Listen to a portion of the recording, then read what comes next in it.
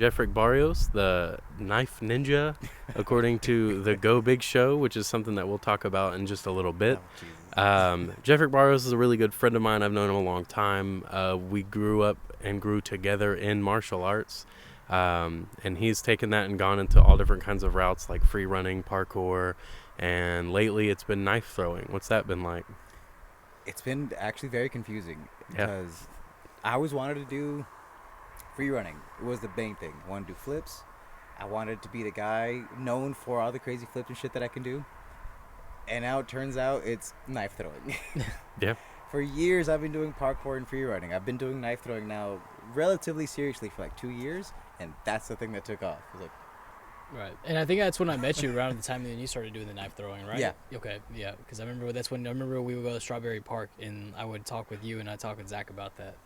And so, how exactly did that idea pop up with you getting into that?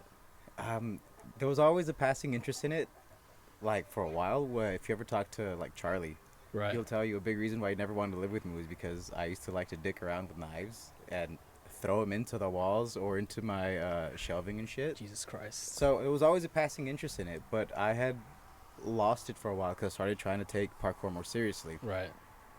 And then I'd gotten injured whenever I was with the Rockets, so I did rely more on breakdancing. Mm-hmm. And when the whole COVID thing happened, it just left me with a shit amount of time to just do anything and everything. And I got bored one day, and I was walking through the garage, and you know those weird little like iridescent kunais they'll sell at like the flea market? I found one of those, and I was trying to be more active on Instagram to try to actually grow a following. And I thought, what if I were to just like try to do some handstands or something and throw a knife? I wonder if that could work. I did a couple of shots of doing that, posted it, and it was like the first video I ever made that like broke 1,000 views. I was like, oh shit. And so Okay. how did it? So speaking of social media, right? So we know that you have a pretty substantial following now on TikTok. And so It's getting there. yeah, it's getting there, and it's getting relatively like known. You know, I mean, I think one of the stories that we talked about is from the Go Big Show. You met some famous celebrities, and one of those was T-Pain. And so, T-Pain was so cool. now is this true though that whenever T-Pain had saw you do your little performance, he had said, "I remember I saw you on TikTok." I don't think it said TikTok specifically. Right. He was just referring to, I guess, the internet at large. Because at the end of my performance, his first question, it wasn't even anything about the act. He was like, either you have a twin that looks exactly like you on the internet, or I know who you are because I've seen your videos. I've seen what you can do. When you walked out, I already knew what you were gonna do. I've seen you before. I That's was just super like, Yeah, it's cool as hell. To have someone What? like T-Pain recognize you, that's got to be a really cool feeling. it was. And then for Cody Rhodes to follow up with, sounds like I need to go watch your videos. It's like, oh, I don't know if you ever did, but still, just the notion was like, oh. It's the least you could do, Cody. Yeah, much appreciated. 67. So before we get into the Go Big Show, we'll kind of move maybe a little chronologically. So I know in high school you were always doing flips. Everybody knew you was the flippy guy. So you were the flippy guy before you were Houston's ninja. So how did you become the flippy guy? What got you there? So that's actually an interesting one. Nice sip of cup of coffee. Yeah, I need some coffee for that one, because it actually started with dancing. It was when I was in high school. A girl that I was interested in wanted me to try out for the breakdance team for the high school, and I was like, well, okay, yeah, I'll try to learn how to fucking breakdance then. So I started trying to learn how to do handstands and what have you, and I started getting the feel for it, and I started liking it, but I wanted to add a little bit more flair. So I was like, handstands are cool and all, but it feels boring. I want to add something that gives it more pop. So I talked to my mom, and she was able to get me classes at a gymnastics gym for about a month, and they taught me how to do a backflip, a round-off backflip. And from learning how to and landing that first flip, like, it was just done. I was like, okay, this is pretty fucking great. That's fun.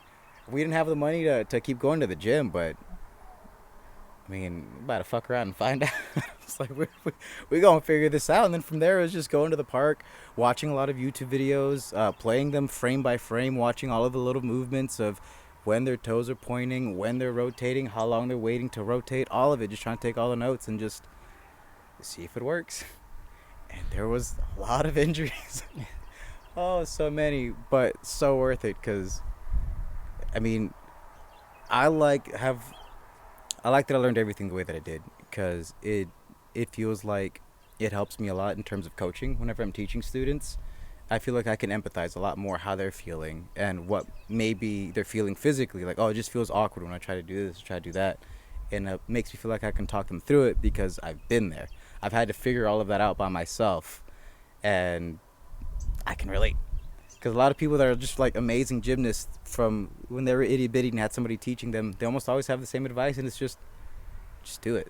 It's not that hard. It's like, not to you, but Yeah. to a kid who's just learning, it's pretty fucking hard. It's like recently me and my wife and her family went to the Texas Tree Ventures, which is like a zip line obstacle course. And I'm terrified of heights, so I only did like part of the first level. There were 3, and after I did one where the little thing came out from underneath me, and I was like, okay, I'm done. I've done enough to say that I've done it. Now I can leave. And so I went down to the bottom. I was just recording them, taking pictures, because otherwise we wouldn't have been able to.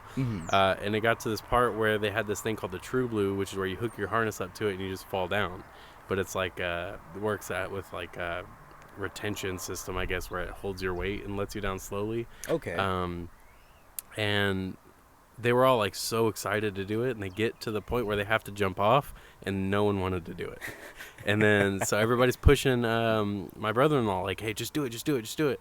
And he ends up backing out, and he's like, okay, let me see one of y'all go first. And so my other brother-in-law, he comes up, he's like, let's do it. And then he's like, oh my God, this is so intimidating. And yeah, that was kind of the thing, was that everybody was like, no, it looks easy, just do it, right? And then you get there and you don't just do it. You don't. Earlier we were throwing knives, and I think one reason that Devin had so much success was because he was just doing it. But he was doing it without too much ignorance of what he's doing. He understands the physical body and how to throw things properly. But then 2, he was doing it with a bit of confidence without being overly confident. So he wasn't just like hurling these knives in there. So it's definitely a lot more of a mental thing than just going and doing it. But would you say that part of it is just doing it? To an extent. I think the part that makes it difficult is whenever you just do it, there's always that part of your brain that just kind of shuts off and stops paying attention to the detail.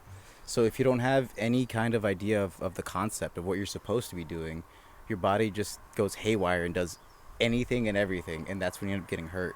So I've always thought of it as a progress. There is going to be a point where you do have to just do it, but you work your way up to it by doing a lot of exercises that'll get your body used to doing the right motions, so that whenever you do just do it and you have that blackout moment, the likelihood of you doing the correct thing in that blackout moment is increased.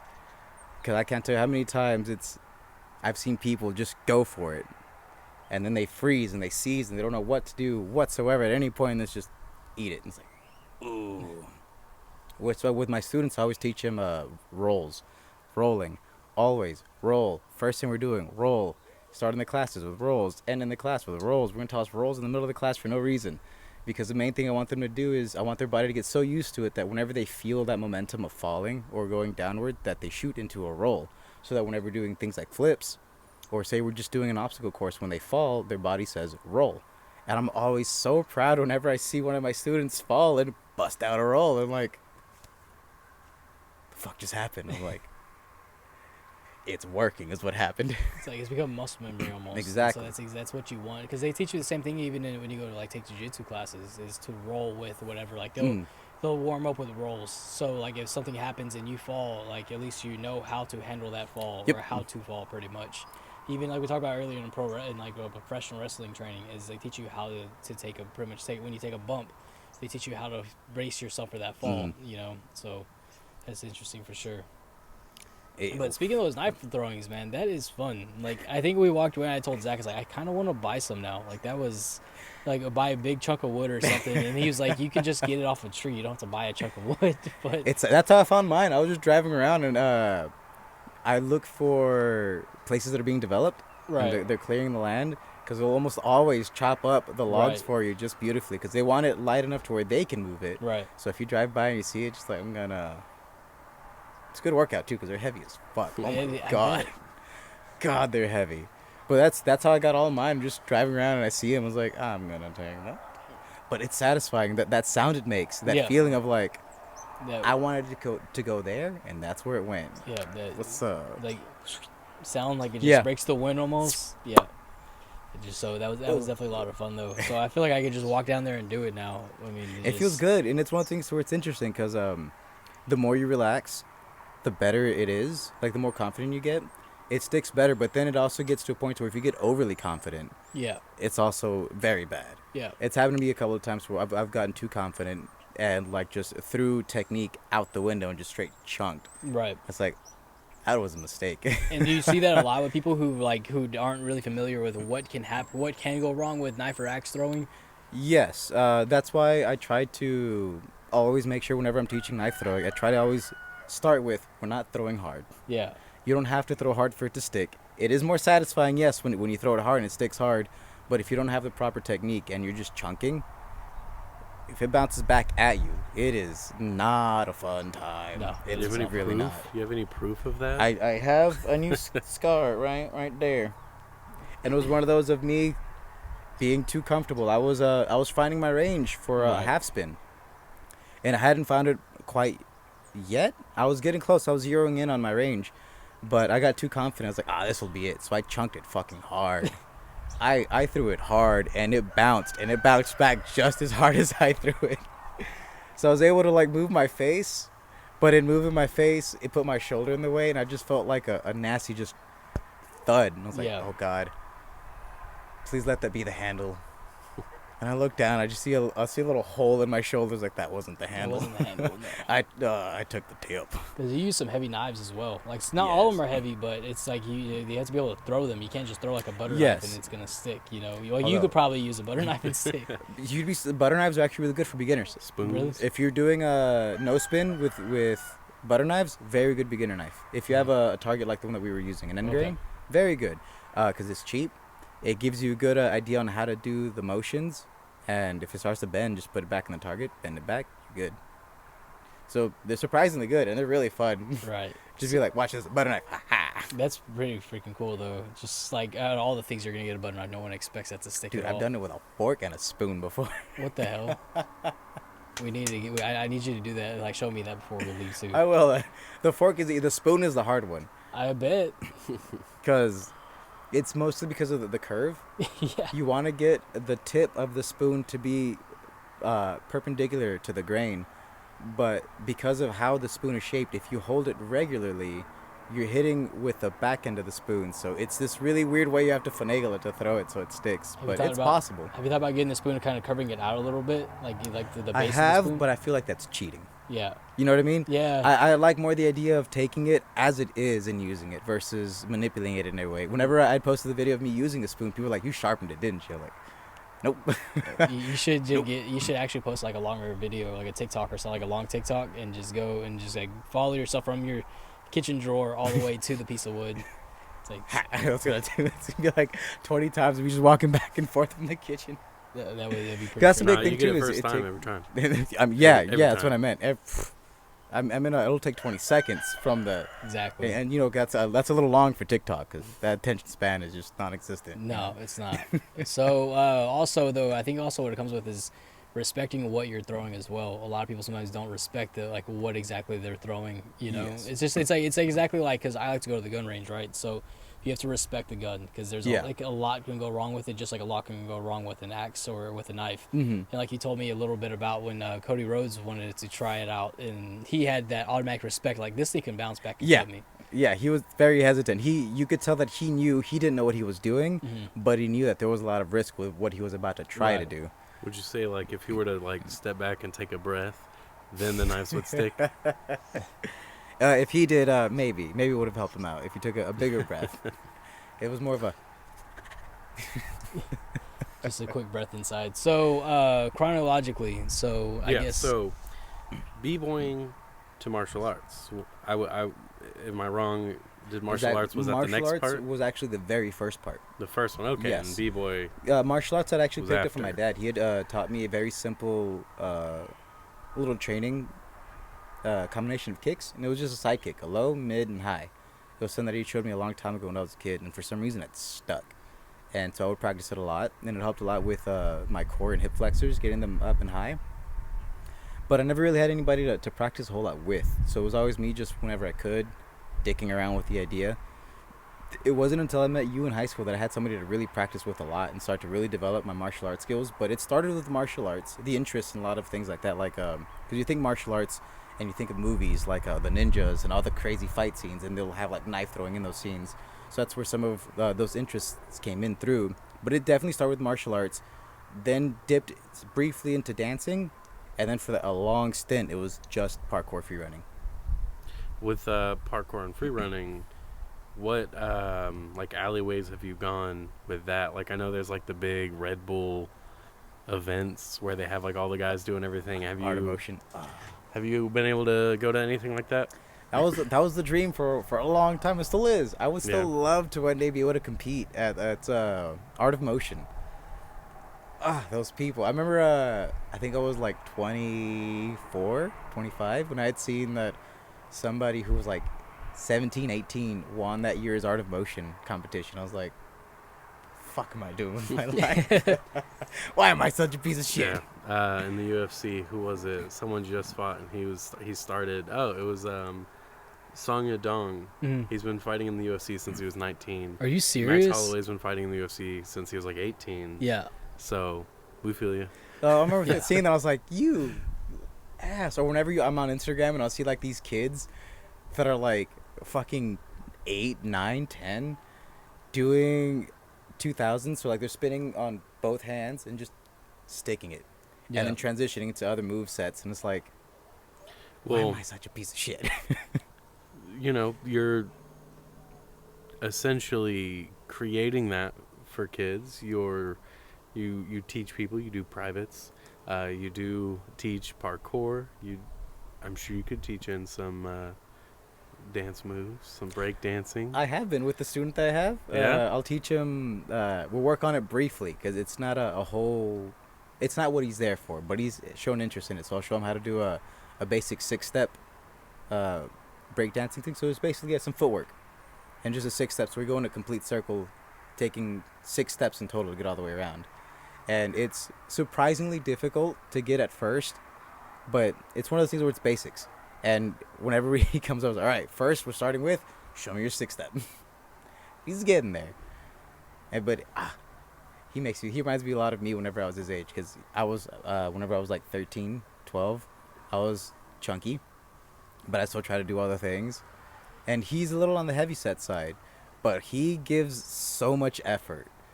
Like, the classes are only supposed to be an hour, but with the extra time that he makes me want to give him because he wants to be there, we typically end up doing like almost an hour and a half worth of class just because he wants to be there.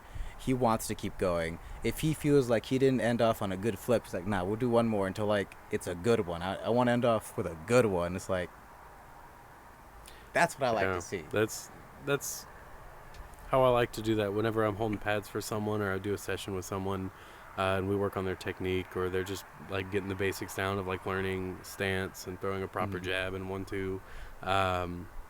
It usually runs a little later because we're having fun, and I'm like, all right, I want at least 5 good ones. Yeah. Give me at least 5 good ones, and you're good to go. I think it's just very underrated, the idea of having fun with it. Yeah. Because, like, it's great and all, having somebody that can advance quickly and do all these amazing things, but at the end of the day, if you don't enjoy it, what's the point? Right. I mean, that's my my train of thought even with exercise. Whenever people ask me, well, how do you get fit? Like, first thing you got to do is find something you like. Yeah. Right. Find something you enjoy, so that way it doesn't feel like a chore. It feels like it's something you get to go and do. So I don't like lifting weights. I hate lifting weights. It's boring.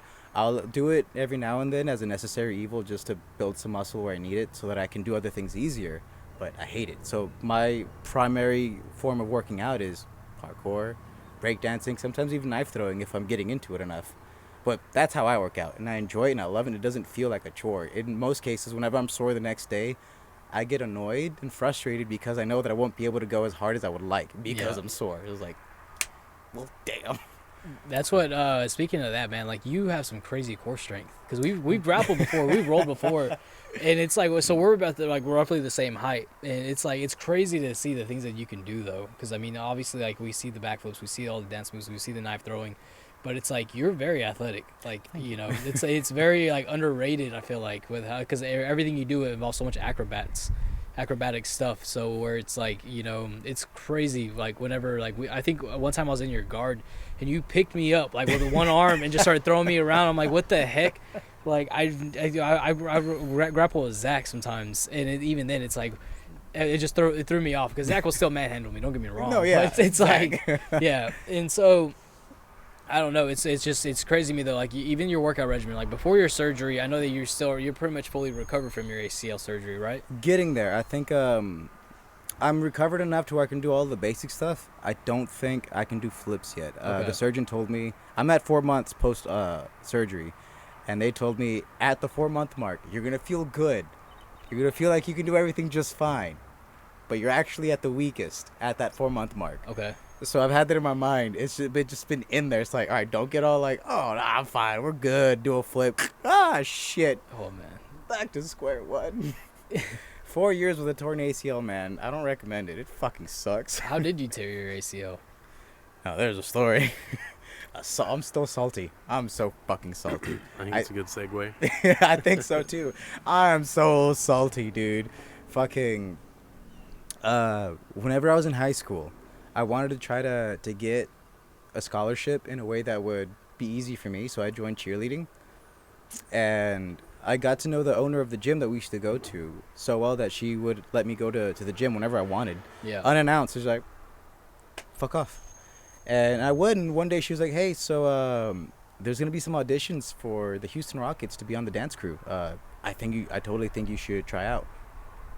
So I went, I tried out. And dude, that was one of the first times that I had one of those moments where you just stick something through to the end, and you never know, life happens. Because whenever I was there, this was before I got into breakdancing heavy.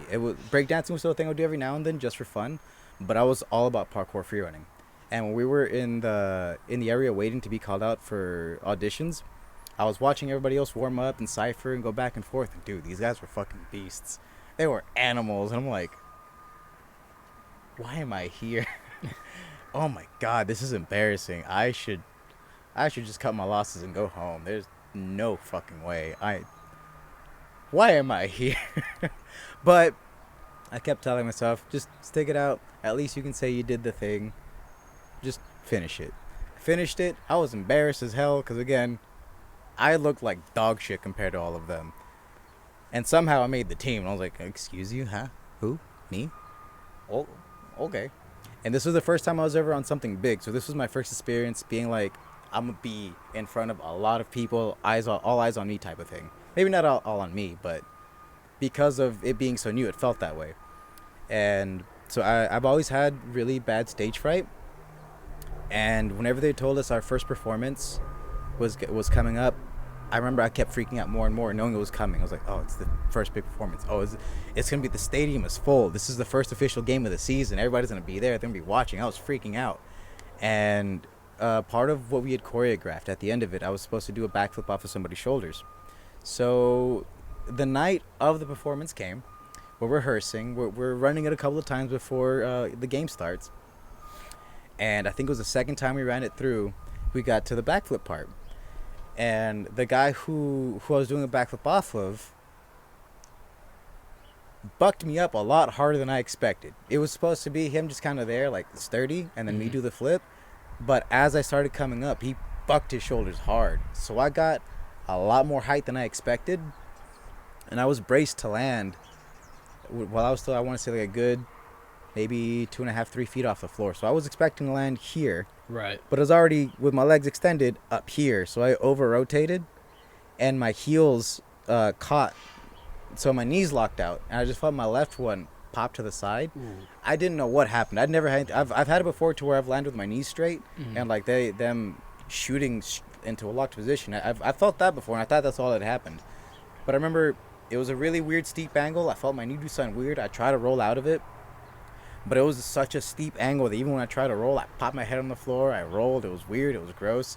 The coach's assistant was like, "You okay?" Because I was laying down for a good minute because it fucking hurt. And then I was like, after I took a breath, I was like, "Well, I'm not dead, so we've got that." She's, "Can you keep going?" I'm like, "I'm about to find out." Stand up, get back into position. It's like, all right, we're gonna run it again. We do the first part.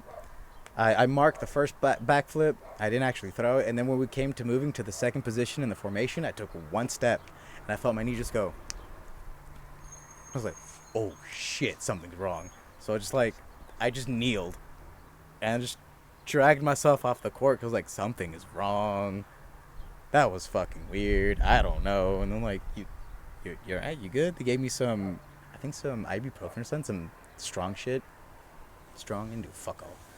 But they took me to the back, and they had said, "Oh, we got you. We're gonna wrap you up. We'll help you out." But it took them like almost an hour to come and help me. I got so frustrated waiting for them that I wanted to test my knee strength. I took an Under Armour shirt out of my bag, wrapped it around my knee as tight as I could, walked a few blocks down to the corner store because I know that caffeine helps for pain. So I bought me like 3 Red Bulls.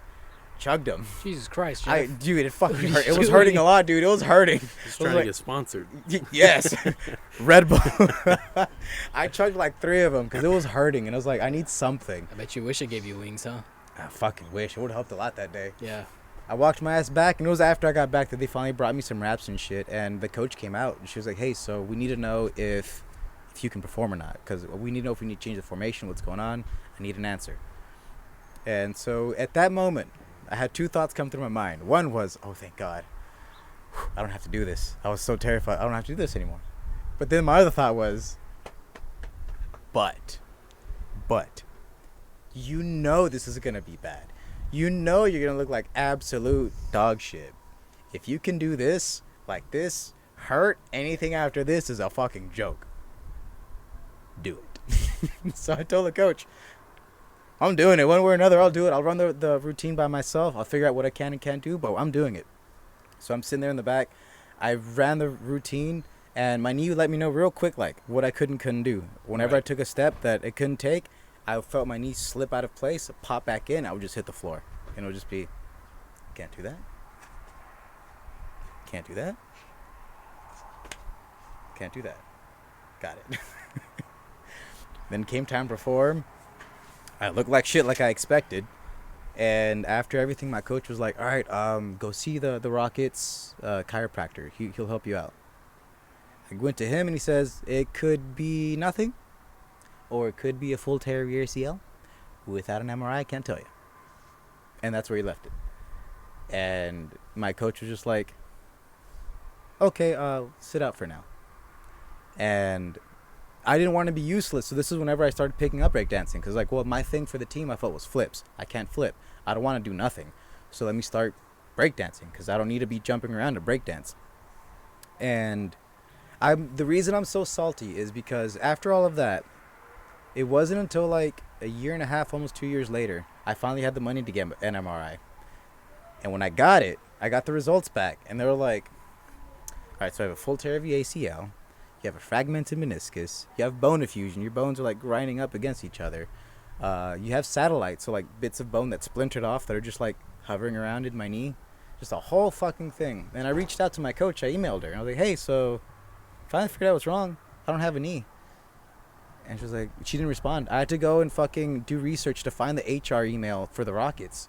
And after I got a response from them, then my coach messaged me back. She was like, oh, I was busy. They'll take care of you, though. HR sent me to their insurance people. Insurance people sent out somebody to talk to me. Then they sent it out to their medical people. And then long story short of all of it, they were like, there's no incident report. Your coach didn't report it. The chiropractor, he was changing how he stores all of his documents, so he couldn't find the documents on my knee stuff whenever I went to come see him. And so the medical people were like, we don't think it's our fault. And because it was almost 2 years, a work injury lawyer was like, it's too late. So like, sucks to suck. Have fun. Yeah. So ever since then, whenever I see like the slogan "Run as one," fuck you, Yeah. you fucking lying piece. Ugh. It taught me a lot, though. I will say that. Very harsh lesson to learn, but it taught me a lot. And it was basically, especially with companies, the head of people, they don't care. They're always gonna take care of themselves first. So if I don't take care of me, that's my own fault. And it's happened to me a lot. I've had people, owners of like martial arts places, where they've wanted to push me to do things past where I'm feeling comfortable. It's like, no. And I've told them straight up, if I get hurt, you're not going to take care of it. I already know you're not. It's already, the fucking Rockets did it to me. This huge ass company. You, this little dude who has a couple of franchise chains, you're not going to do shit to help me. No. It's going to be on me. No. So would you say that you learned to run as one? I've learned to run with one. So from there, though, so we know that you dealt with the struggles of your ACL and other things as well, but either or, you still managed to find a true calling with these acrobatic stunts, as well as knife throwing. I mean, it's really cool watching you do this, and which led to you being on the Go Big Show, right? Yeah. So kind of walk me through that. Like, how did that come about? Because I've never really sat and talked to you about that.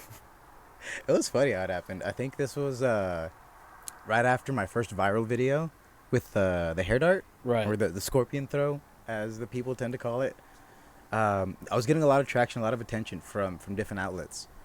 And there was this one guy who randomly hit me up on Instagram. He was like, hey, I'm a casting producer for this show, this, and that. I was just wondering if you would be interested in participating.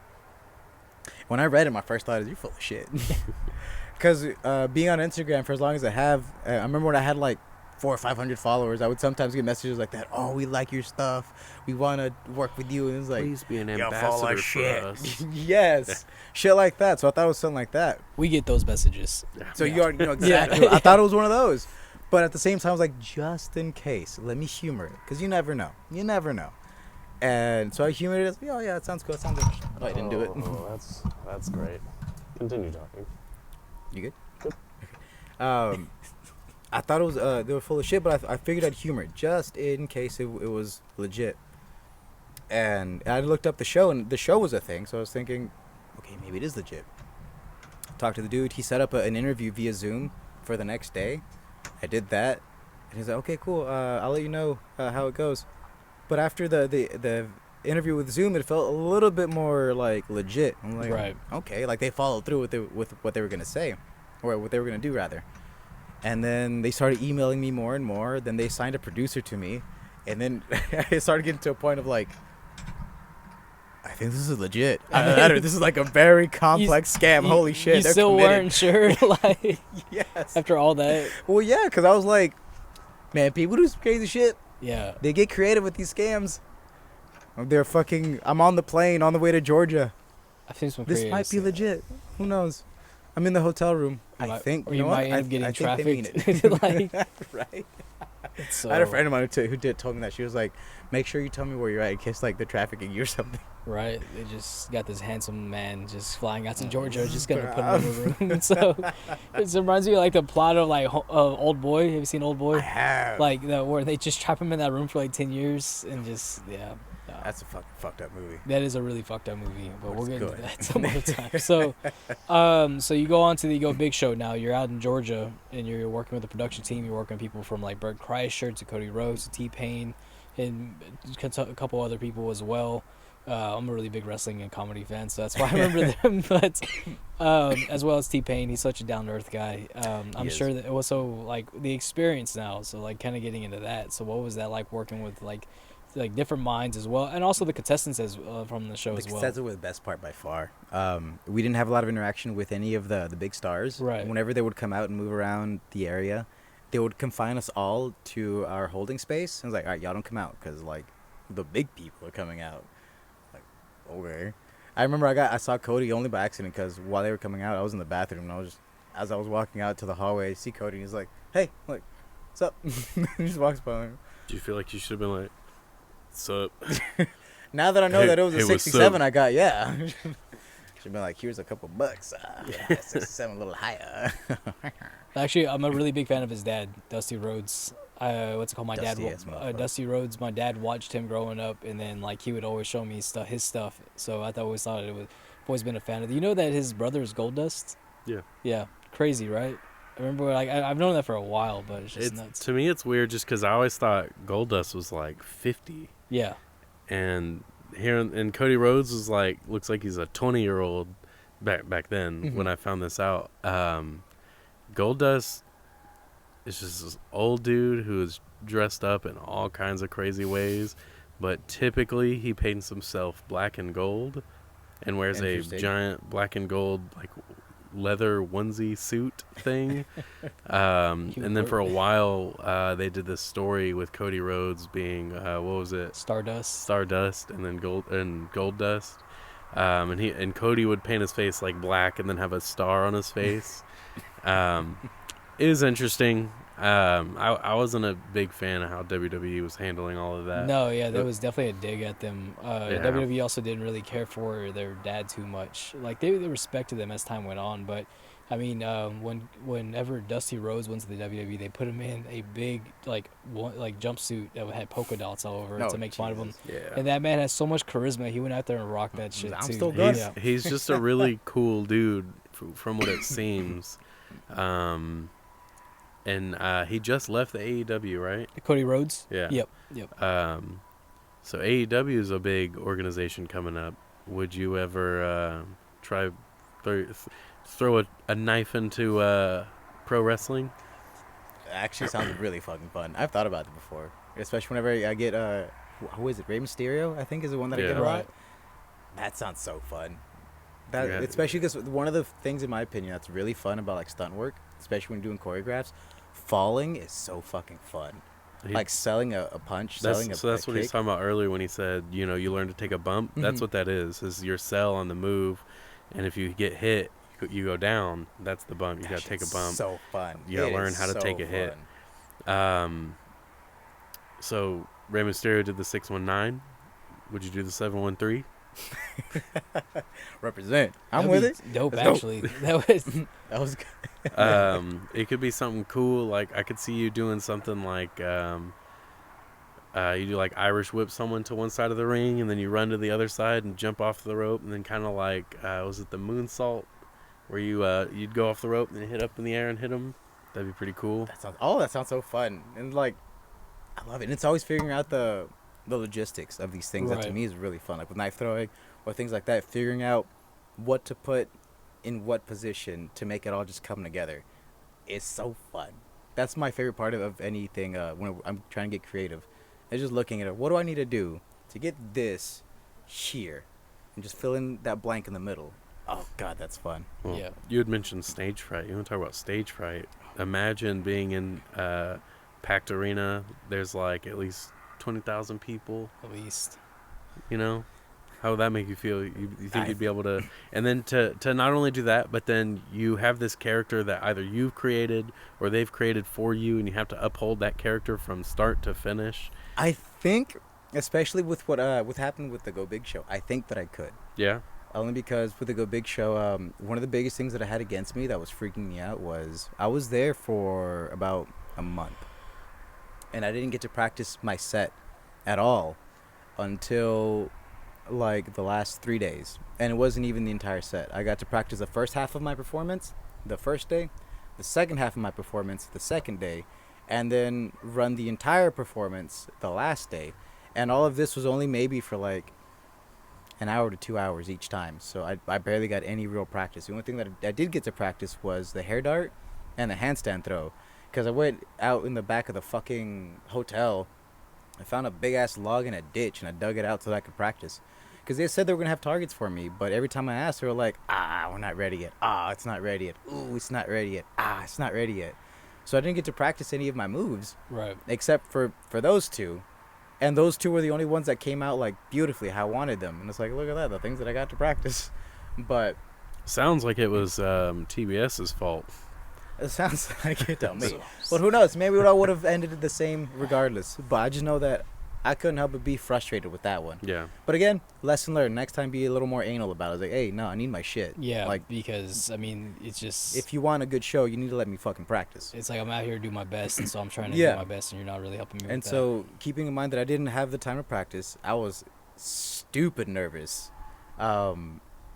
And my ACL was starting to act up a little bit. Like Right. my knee, because all the constant flipping, every time I did a flip, my mind, at least like a good 20% of my mind would be occupied and terrified of like, what if this is the one Yeah. that lays you out again for like another month before you can do anything. that. Right. And so just all of these things happening at once, and then it's like, all right, go. It felt amazing that my body started and didn't stop. Even whenever the times that it did mess up, following the flow of everything, not breaking character, just be like, all right, breathe, do the thing. I was nervous because this is the first time I ever did, and you could tell that I was nervous. But it felt so good knowing that even whenever I did mess up, that the idea that I try to tell people and try to uphold myself of just do it, follow through. Still gonna do the thing. Do it. Being able to be in a situation that called for it and actually do it, and it's like, I actually lived up to it. I did the thing regardless. I'm still gonna That Shia LaBeouf shit just pops in my head every single time. Do it. do it. Can you imagine if your ACL would have been if one of those flips had gone wrong, and they're sitting there like, oh, the team goes to you and they help you up, and then Cody Rhodes, Rosario Dawson, and T-Pain, and the other lady, they're just like, okay, yeah, sorry, man, you were a little nervous, and then you fell, you didn't stick everyone, so sorry. Oh, were you in pain? T-Pain. He's always in pain. So with that experience though, man, I mean, you went out there and you did your thing.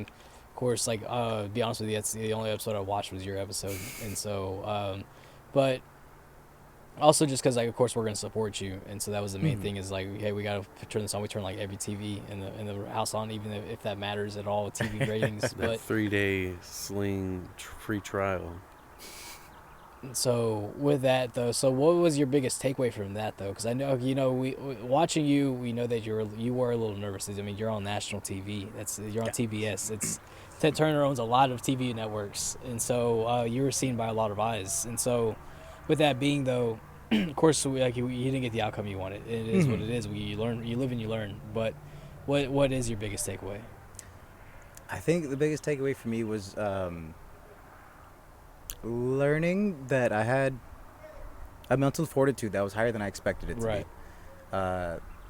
be. 'Cause I didn't know how I would react whenever a knife didn't stick. And that was one of the things that had me nervous, is the whole not knowing what you're going to do. Right. So whenever the judges were watching and I had some knives that didn't stick, some moves that didn't work, knowing that I was able to keep composure and keep going, to me was like, I have this better than I expected at handling that. And then on top of everything else, is like I said, learning that I need to be a little more assertive in situations like, hey, you need to give me my shit to practice. Or start working on actually having a routine already put together.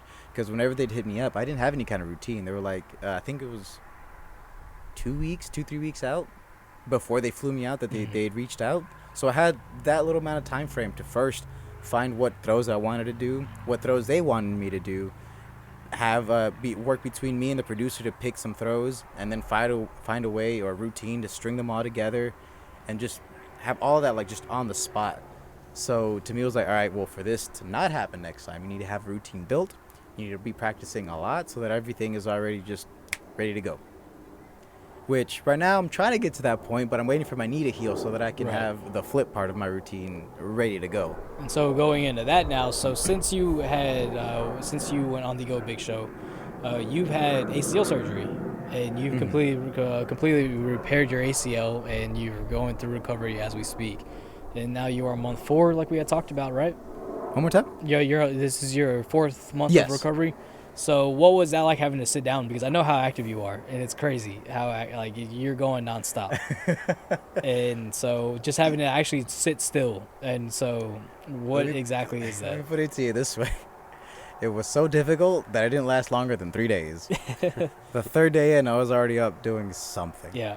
I think the first thing I started doing is I made a little TikTok video of me just like, you know what? I'm going to practice with my crutch then. Yeah. So like using like a bow staff kind of, just tossing around bow staff. Using the crutch itself to do some knife throwing. Once my knee felt like it could sustain its own weight, I think about a week in, it's like, all right, well, I don't need to put my feet down to do handstands and shit, so we'll do that. We'll do some very light breakdancing. So I only lasted like 3 days of not doing anything. Because those 3 days felt like a fucking week, dude. Oh my God, it was so You can frustrating. only play so many video games at that point. For real, though, you really can Yeah. only do so much. And it was just, because it was just sitting in the same spot, being in the same room, because I couldn't really do much. It was, my knee was swollen as shit. Like, doing this was painful. Just sitting there, it was like a constant throbbing. I was like, this fucking sucks. So when I felt like I could finally start to do something, it's like, all right, I'm jumping on it. Let's go. Let's go. Which, in my opinion, though, it's bittersweet. It makes it risky, the whole recovery thing, but it also accelerates it. Whenever I did finally get around to going to the physical therapist, he had told me that I was well ahead of schedule on recovery. That's great. And I think it's because it was like 3 days in. I was like, all right, well, let's get these muscles back to form, back to shape. And also, you take care of your body. You're in shape, so you're also able to recover a lot faster than I a try normal to. person, you know? I think the whole having a torn ACL for 4 years helped a lot because I learned how to move without really risking the joint itself. The hard part now is trying to unlearn all of that. Right. So that the right muscles can engage and start working back to being at full form. And it's so frustrating. I have to like actively pay attention when I walk or when I jog. It's like, okay, do it normal now. You Right. have an ACL. You can do it normally. So how did they repair your ACL? Did they use your ACL or did they use a cadaver ACL? They took a piece of tendon from my quad and put it in my knee. Okay. And I felt it. Once the swelling went down and I started being able to stretch my leg, once I would stretch or bend my knee past like a 90 degree, I could feel the tension on my thigh. It's like I felt like something was gonna pop. I was like, ooh, I think that's where they took it. That's weird, man. I think that's where they took it. Well, so now that you're getting healed up, the sky is the limit. You're going to be pushing more. You're going to be getting better, possibly reaching new heights. What do you look forward to next? Honestly, the biggest thing that I'm looking forward to, that I want to do now, because the biggest thing that I've been putting off because of my knee is pursuing a stunt career. And whenever I was in Georgia, I spoke to some stuntmen. One of the contestants was a stunt guy living in LA, and he was telling me that good and all, you've got what you need for it. It's just you need to get your knee fixed, because it's something that I would recommend you disclose to whoever you decide to work with. They may not want to work with you for it because of it, reasonably so, because if you get hurt, then you're making the production take long, because now they have to wait for you to heal. They have to replace you, or if you don't tell them and you get hurt, then they're like, what the fuck, why didn't you tell us you were hurt? A whole lot of things was like, you really need to get your knee fixed first. So now that my knee is on its way to being fully fixed, I'm excited. It's like, all right, I can really pursue full force a stunt career. Full force. Full Never force. go full force. Never go full force. You never go full force. You never heard of that? I've heard you don't go full retard. Oh my god. Robert Downey Jr., baby. It's something from iDubbbz and this guy named Airsoft Fatty. We'll show it to you. It's hilarious. It's great. But anyway, They want to ask. Go ahead. So like, how much? So I know you're a dad. Like, you know, you have two daughters. How much does that kind of drive you to really go out and live your passion and to keep you striving to just get better?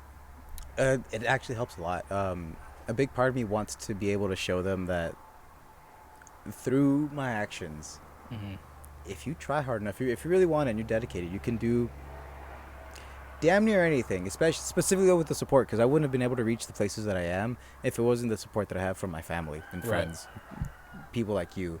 Because solo, nah, it would not have worked out. The support from my family has been instrumental, to say the least, and I want to provide my little ones with the same, with whatever they want to do. So that's why I expose them to what I can do as well, because I would love for them to join me. And if they want to do it, great. If not, that's fine too. I want them to do whatever they want. But that's what makes me so happy that my youngest, Caitlin, is taking after me on all of it. It's also kind of scary because I know how easily you can get hurt. So it's like, yay, be careful. But yay! But please be careful. Is there anything that you're gonna like? She's gonna be like, "Hey, I want to try this. You always do this. Let me try that." Is there anything that you're gonna be like, "No, you don't get to do that"? I think. She's throwing axes and throwing knives, so I think probably. Yeah, so I'm not, thinking but something. Well, it's because I think the things that would make me think that or feel that would be the things that I've done that where you take simple concepts but you combine them, and in combining so many concepts and so many variables, it becomes dangerous.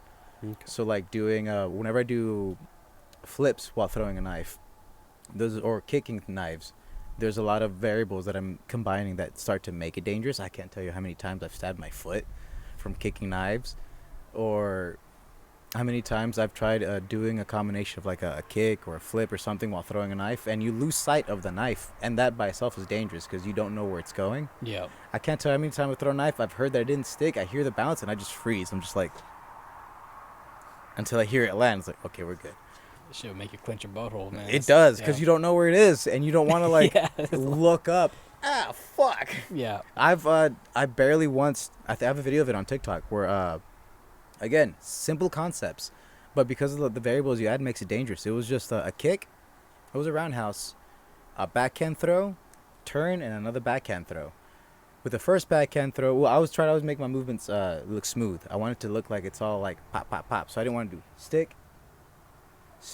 I want to be pop, pop. Right. So I threw the first one, but because I was already ready to throw the next one, I didn't listen for it to stick. I just went for the next one, and as I looked and I turned over, the first one had bounced, and it was coming right for my face.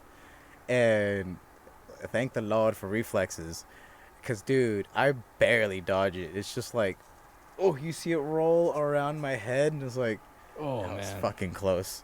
I've been Okay, there. let's do it again. I've been there trying to record something for Yup. you, and you throw it, and I'm recording. I'm just like, and then the knife is like, whoo, and it's like, Well, oh, yikes, and they're heavy, so Yeah. like, they ain't no fucking joke. even if you don't get caught by the pointy end, it's probably gonna hurt. It hurts. Yeah, I know. I've been just slapped by it with a bounce. Yeah. That still hurts. That leaves a fucking bruise already. I believe it. So you were gonna ask him something? We're just gonna be coming to kind of a close. We're running short on time now. You good, buddy? But so you had said that the next thing you want to do with your career is stunt. You want to work towards stunts. How about those cars? Got a badass How over there. about He's rushing home to kiss his dad. how about the more of like the fun aspects of that career is social media, posting, interacting with people. You've done giveaways, you worked with other companies, sponsorships. What kind of sponsorships are you looking for if they were to watch this and they reach out for you? All right. When it comes to sponsorships, I definitely would want things that I actually use. Like, it's a part of my life, so I can feel like I can honestly endorse it. So obviously knives would be a big one, but I already have Flying Steel for that one, and Flying Steel knives are, in my opinion, like just top notch. After the shit that I put those knives through, and they still stick. I've seen them break a cinder block. Yes, A dude. knife broke a cinder block. And still stuck And, through the and it's cinder stuck block. in the wood behind the cinder block. Yeah, I'd say that's about as quality as you can get. I fucking love those knives. Earphones would be big. Anything music related, because music has been just like a driving force for a lot of my throws, or a lot of the ideas that I've had have come because of the music that I was listening to. Like if it's on really chill, I'll just be chilling, vibing with the music, bullshitting with my knives, and then a random ass idea will stem from it because of that just chill, fluid nature. Sometimes I'll be listening to something that's just like really getting that blood going, and then from there, whatever emotions the music is giving me, I get an idea, and it's like, all right, well, bam, we'll do that. So music would be another big one. So like Jaybirds have been my favorite for a long time now in terms of earphones. Amazing quality. Dude, I can do fucking flips in those all day and they don't fall out. And the quality, amazing. I love them. Coffee would be a big one too, because you've seen how much fucking coffee I drink, dude. Yeah, I know. Yeah. My idea of like having a nice chill night or something is just going over to the bookstore, read a book with just quad shot of coffee, just A quad shot? my soul. 4 shots of espresso. What's wrong with you? Life. Dude, no, He that's doesn't how I used have to take enough tests. of life. I used to it was a ritual, and it Yeah. worked for me. Whenever I would take tests in college, I would always get a quad shot espresso from Starbucks. Yeah. Go get a quad shot. Either chug it or drink like half of it And before the fucking test. black out or what? Damn near. It's because the idea was I'd learned that if I take too much time on a test, if I let myself go back and reread and question myself, I fuck up. So if I just let myself trust the knowledge that I already have, and the coffee makes me just like read everything quickly, it's like, all right, done. And it worked. But when in reality, it looked like. Yeah, fuck. Oh, coffee. Death Wish is a good one. I love Death Wish coffee. Yeah, Death Wish. Yeah, Death Wish. Or maybe I see that you get at haven't even Jocko. opened that thing we sent you. The what? Or maybe get at Jocko Willink. Jocko Willink Fuel. Jocko Fuel is a like an energy drink line from Navy SEAL Jocko Willink. Dude's a genius when it comes to anything physical or combative. Okay. Dude's a I mean, genius. if it works, I'm with it. That's the main thing for me is if it works. I've never been one who's like, oh, I want the best shoes, the best clothes. I'm worried about functionality. Right. Yeah. If it works, I want it. The shoes that I usually wear, they're like cheap $30, $40 shoes, but they work. Maybe you need an Alpha Brain sponsorship. That's a thing. Yeah, Alpha Brain is made by Onnit. What's it? Oh, on it. Okay. Yeah, Onnit. So pretty much it's one of Joe Rogan's like, he's one of the proprietors in the company, and it just helps you think better. Pretty much, it's pretty freaking cool, actually, though. Shit, I'm with it. You'll be sponsored by elk meat. Elk meat. Yeah, that'd be actually not a bad idea. some numbs, no, because it fucking. It's not a real thing. Oh, I was thinking elk meat elk jerky is what I was thinking of. Have you heard of those? I mean, I've heard of elk jerky. Like good. Well, put it that food would be a good one because, dude, I think that's one of the hardest Nothing's things more when it practical came than to food. Huh? Nothing's more practical than food. No, but hard in the sense of like, or I guess practical, which We need you understand what I mean of. Whenever you're trying to eat right, getting the right portions, Yeah. or the right macros, without too much other stuff. Yeah. God, that was always. That's a pain something in we the were talking ass. about on the way Yeah. here. Always a really hard venture is figuring out what you can and can't eat, and then what you like to eat, and what you don't like to eat, but you're willing to eat. Yeah, yeah. It's hard.